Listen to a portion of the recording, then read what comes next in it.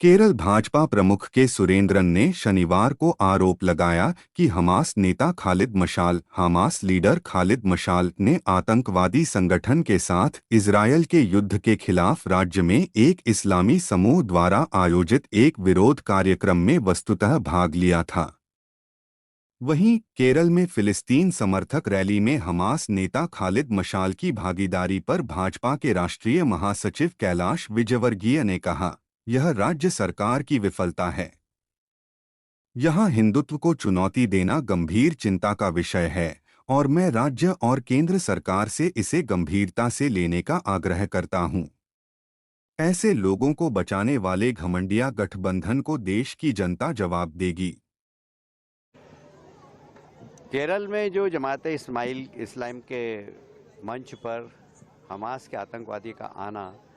ये राज्य सरकार की बहुत बड़ी विफलता है और मैं समझता हूँ वहाँ पर देश में आकर और हिंदुत्व को चेतावनी देना ये बहुत चिंतनीय विषय है। मैं राज्य सरकार से भी कहूँगा और केंद्र सरकार से भी कहूँगा कि इसको गंभीरता से लें और निश्चित रूप से ये जो घमंडिया गठबंधन इस प्रकार के लोगों को संरक्षण दे रहा है और हिंदुत्व को समाप्त करने की बात कर रहा है, इसका देश की जनता उनको जवाब देगी।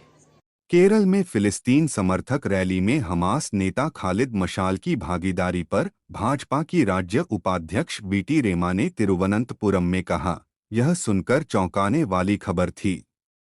यह दुखद और चिंताजनक है कि एक धर्मनिरपेक्ष देश में ऐसा हो रहा है। भारत और सबसे दक्षिणी राज्य केरल में इस्लामी आतंकवादियों के एक समूह ने अपनी असली मानसिकता दिखाई है। हर कोई जानता है कि हमास ने बिना किसी सूचना के अभूतपूर्व तरीके से इजराइल पर हमला किया है। ये बेहद दुर्भाग्यपूर्ण है कि वोट बैंक की राजनीति के चलते अब केरल की सरकार आतंकवादी मानसिकता रखने वाले ऐसी तंजीमों को और उनके नेताओं को, जिन्होंने 7 अक्टूबर को 1400 से ज्यादा लोगों को, निर्दोष लोगों को मौत के घाट उतारने का काम किया, उनको भी एक प्रकार से केरला में प्लेटफॉर्म देने का काम कर रही है। और जब ये प्लेटफॉर्म दिया जा रहा है, एक तरफ तो राष्ट्रवादी संगठनों पर प्रतिबंध लगाती है केरल की सरकार, वामपंथी सरकार, और दूसरी तरफ चाहे वो हमास के नेताओं को मंच देना हो, चाहे वो पीएफआई जैसे तंजीमों को एक समय पर आगे बढ़ाना हो, चाहे वो एसडीपीआई जैसे कट्टरपंथियों को साथ देना हो, इस प्रकार की राजनीति भी हमने देखी है वोट बैंक के नाम पर।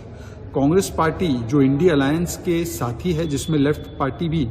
समर्थन दे रही है, क्या कांग्रेस पार्टी इसका खंडन करती है? क्या 1400